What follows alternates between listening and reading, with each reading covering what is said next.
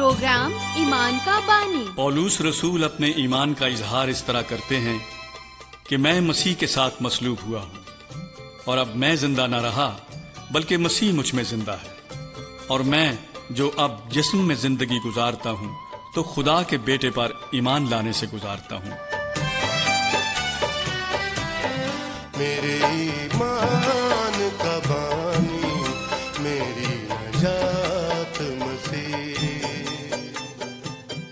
Programme ایمان کا بانی میں میں آپ کی ہوسٹ شاہین اور میں ہوں ندیم۔ ہماری طرف سے بہت بہت سلام قبول کیجیے۔ امید ہے کہ آپ سب خیریت سے ہوں گے۔ اب وقت ہے کہ ہم خدا کے کلام میں سے سیکھیں۔ اب میں آپ کے سامنے زبور نمبر 119 اور اس کی 105ویں آیت کی تلاوت کروں گی۔ تیرا کلام میرے قدموں کے لیے چراغ اور میری راہ کے لیے روشنی ہے۔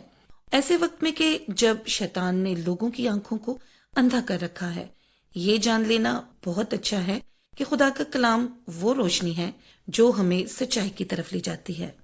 تو کیوں نہ ندیم صاحب اب ہم اپنے پروگرام کا باقاعدہ آغاز دعا سے کریں، اور مہربانی سے آپ دعا میں ہماری رہنمائی کریں۔ جی ہاں، یہ بہت ضروری ہے کہ جب بھی ہم پروگرام شروع کرتے ہیں تو اس کا باقاعدہ آغاز دعا کے ساتھ کرتے ہیں۔ تو آئیے دعا میں اپنے سروں کو جھکاتے ہیں اور دعا مانگتے ہیں۔ اے خداوند خدا، ہم تیرے کلام بائبل مقدس کے لیے تیرے شکر گزار ہیں جو ہمیں تیرے منصوبے کے بارے میں آگاہ کرتا ہے۔ میں دعا کرتا ہوں کہ جب ہم سکھاتے ہیں تو تو ہماری رہنمائی کرے کہ ہم وہی باتیں سکھائیں جو سچائی پر مبنی ہیں۔ میں دعا کرتا ہوں کہ ہمیں کوئی بھی ایسی بات سکھانے سے روک دے جو درست نہیں، اور میں یہ بھی دعا کرتا ہوں کہ تو ہمارے سامعین کے دل سے کلام کر اور اپنی سچائیاں ان پر اشکارا کر دے۔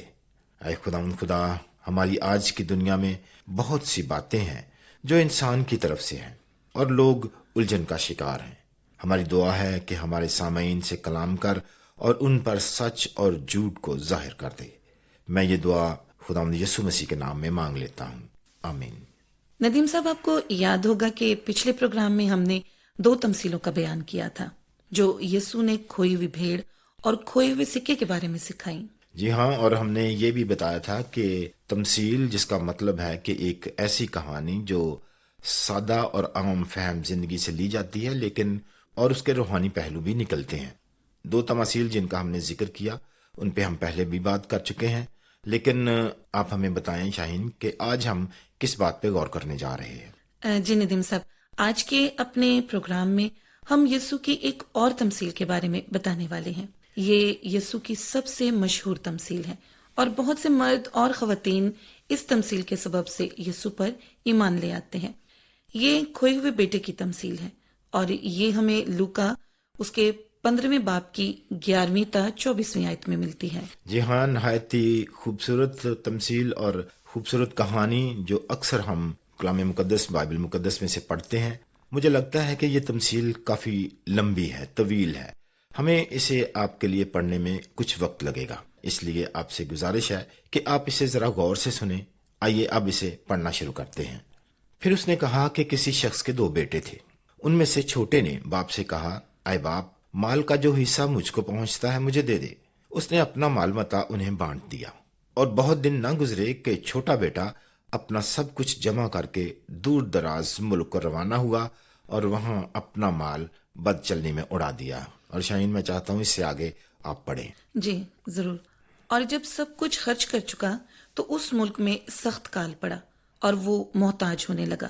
پھر اس ملک کے ایک باشندے کے ہاں جا پڑا۔ اس نے اس کو اپنے کھیتوں میں سور چرانے بھیجا، اور اسے آرزو تھی کہ جو پھلیاں سور کھاتے تھے انہی سے اپنا پیٹ بھرے، مگر کوئی اسے نہ دیتا تھا۔ اور پھر اس نے ہوش میں آ کر کہا، میرے باپ کے بہت سے مزدوروں کو افراط سے روٹی ملتی ہے اور میں یہاں بھوکا مر رہا ہوں۔ میں اٹھ کر اپنے باپ کے پاس جاؤں گا اور اس سے کہوں گا، اے باپ، میں آسمان کا اور تیری نظر میں گنہگار ہوا، اب اس لائق نہیں رہا کہ پھر تیرا بیٹا کہلاؤں، مجھے اپنے مزدوروں جیسا کر لے۔ بس وہ اٹھ کر اپنے باپ کے پاس چلا۔ وہ بھی دور ہی تھا کہ اسے دیکھ کر اس کے باپ کو ترس آیا اور دوڑ کر اس کو گلے لگایا اور چوما۔ بیٹے نے اس سے کہا، اے باپ، میں آسمان کا اور تیری نظر میں گنہگار ہوا، اب اس لائق نہیں رہا کہ پھر تیرا بیٹا کہلاؤں۔ باپ نے اپنے نوکروں سے کہا، اچھے سے اچھا لباس جلد نکال کر اسے پہناؤ، اور اس کے ہاتھ میں انگوٹھی اور پاؤں میں جوتی پہناؤ، اور پلے ہوئے بچڑے کو لا کر ذبح کرو تاکہ ہم کھا کر خوشی منائیں، کیونکہ میرا یہ بیٹا مردہ تھا اب زندہ ہوا، کھو گیا تھا اب ملا ہے۔ پس وہ خوشی منانے لگے۔ جی ہاں سامعین، یہ کتنی اچھی بات اور کتنی خوشی کی بات ہے ایک باپ کی کہ وہ اپنے بیٹے کے لیے کتنی خوشی مناتا ہے اس کو دوبارہ حاصل کرنے پر۔ یہ ایک باپ کی اس کی اولاد کے لیے محبت کی بہت خوبصورت کہانی ہے، اور یہ خدا کی میرے اور آپ کے لیے محبت کی بھی ایک زبردست مثال ہے۔ یہ کہانی اس بات کو ظاہر کرتی ہے کہ جب بھی ہم شیطان کی راہوں کو چھوڑ کر اپنے گناہوں سے توبہ کرتے اور خدا کی طرف رجوع لاتے ہیں تو وہ ہمیں قبول کر لیتا ہے۔ جی ہاں، اور اس کہانی کے مطابق جب وہ نوجوان اپنے باپ کے گھر لوٹا تو باپ اسے دور ہی سے دیکھ کر اس کی طرف دوڑا۔ باپ نے اس کا دروازے تک آنے کا انتظار نہیں کیا، نہ ہی اس نے بے عزتی کر کے اسے اس کی حماقت کا احساس دلایا، نہ ہی اس نے یہ چاہا کہ وہ اسے گڑ گڑا کر معافی مانگے، نہیں، بلکہ وہ اسے پھر سے خاندان کا حصہ بنانے کے لیے اس کی طرف لپکا۔ یہ ہاں کیسی عجیب اور خوشی کی بات ہے کہ باپ اپنے بیٹے سے کتنی محبت رکھتا ہے۔ میرے عزیزو، باپ کا دل اس وقت باغ باغ ہو گیا جب اس نے سرے راہ اپنے بیٹے کا شناسا چہرہ دیکھ لیا، اور اس نے اپنے نوکروں سے کہا کہ کیونکہ میرا یہ بیٹا مردہ تھا اب زندہ ہوا ہے، کھو گیا تھا اب ملا ہے۔ در حقیقت باپ بڑی مدت سے اس امید کے ساتھ اپنے بیٹے کی راہ دیکھ رہا تھا کہ وہ جلد لوٹ آئے گا، اور جب اس کا بیٹا واپس آیا تو اس کا دل خوشی سے معمور ہو گیا۔ جی سامعین، اور ہمارے لیے یہ بات یاد رکھنا انتہائی اہم ہے کہ باپ نے اسے ایک نوکر کا درجہ نہیں دیا، باپ نے اس کی آمد پر اسے سزا نہیں دی۔ جو رقم وہ لے کر چلا گیا تھا باپ نے اسے بھی واپس طلب نہیں کیا، باپ نے اسے پھر سے اپنے گھرانے کا ایک مکمل رکن بنا لیا۔ اس نے جو بھی برائی کی تھی باپ نے اس سب کے لیے اسے معاف کر دیا۔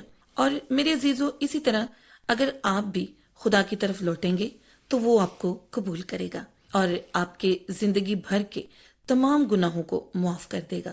خدا آپ کو معاف کرے گا کیونکہ اس کے بیٹے نے پہلے ہی صلیب پر اپنی جان قربان کر کے آپ کے گناہوں کی قیمت ادا کر دی ہے۔ تو سامعین، آئیے اب ایک خوبصورت گیت سنتے ہیں، اور گیت کے بعد ہم اپنی گفتگو کا سلسلہ جاری رکھیں گے۔ خدا دی محبت دی تصویر ہے تو، خدا دی محبت دی تصویر ہے تو، محبت دے خواباں دی تعبیر ہے تو، محبت دے خواباں دی تعبیر ہے تو، خدا دی محبت دی تصویر ہے۔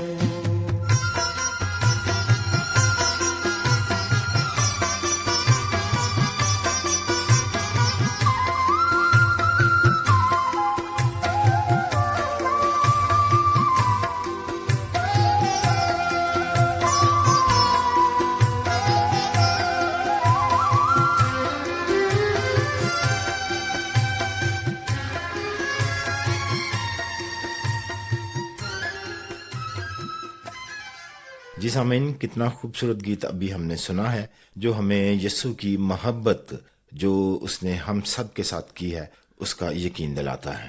یسوع مسیح کی بیان کردہ اس تمثیل میں جس کا ذکر ہم اس گیت سے پہلے کر رہے تھے، اس تمثیل میں لڑکے کا باپ ہمارے محبت سے بھرے ہوئے آسمانی باپ کی ایک مثال ہے۔ مطلب یہ ہے کہ جس طرح باپ اس بیٹے سے محبت رکھتا تھا، اسی طرح ہمارا آسمانی باپ ہر انسان کے ساتھ نہایت محبت اور پیار کرتا ہے، اور یہ نہیں چاہتا کہ ہم دکھ اٹھائیں اور شیطان کے ہاتھوں برباد ہوں۔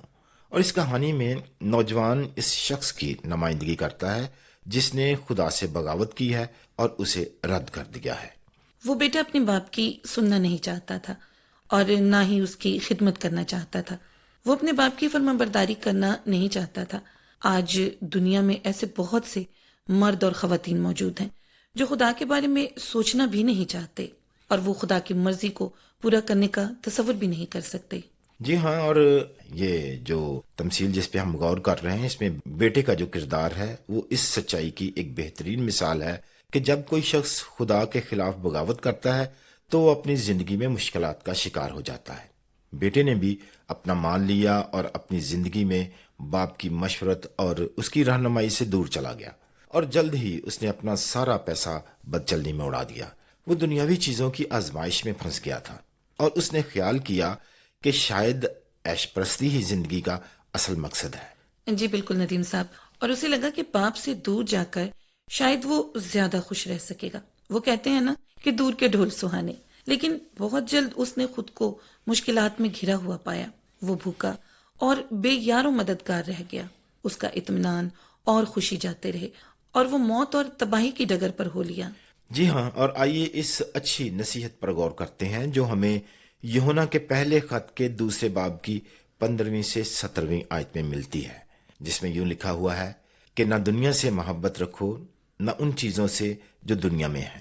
جو کوئی دنیا سے محبت رکھتا ہے اس میں باپ کی محبت نہیں، کیونکہ جو کچھ دنیا میں ہے، یعنی جسم کی خواہش اور آنکھوں کی خواہش اور زندگی کی شیخی، وہ باپ کی طرف سے نہیں بلکہ دنیا کی طرف سے ہے۔ دنیا اور اس کی خواہش دونوں مٹتی جاتی ہیں، لیکن جو خدا کی مرضی پر چلتا ہے وہ ابد تک قائم رہے گا۔ جی میرے عزیزو، اگر آپ شیطان کی راہوں کو چھوڑنا چاہتے ہیں اور خدا باپ کے پاس آنا چاہتے ہیں تو یہ جان لیں کہ ایسا ممکن ہے۔ خدا آپ کے گناہوں کو معاف کرنے کے لیے راضی اور تیار ہے، اور وہ آپ کو اپنا بیٹا بیٹی بنانا چاہتا ہے۔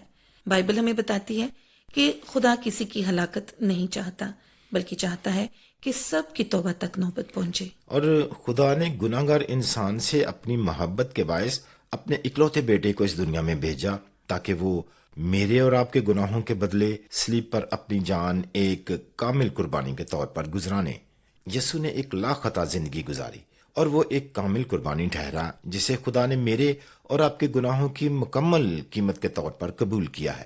میرے عزیزو، اگر آپ بھی بغیر معافی پائے گناہوں میں زندگی بسر کر رہے ہیں تو آپ کو اپنے دل میں یہ فیصلہ کرنے کی ضرورت ہے کہ آپ اس کھوئے ہوئے بیٹے کی طرح خدا کی طرف لوٹ آئیں۔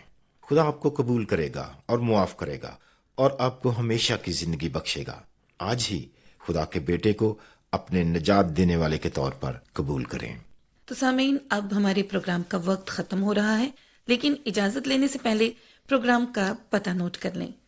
پروگرام ایمان کا بانی، پوسٹ باکس نمبر 117، فیصلہ آباد، پاکستان، اور فون کال اور SMS کے لیے ہمارا فون نمبر نوٹ کر لیں 030533773710۔ تو پھر اگلے پروگرام تک کے لیے شاہین اور ندیم کو اجازت دیجیے۔ خدا حافظ۔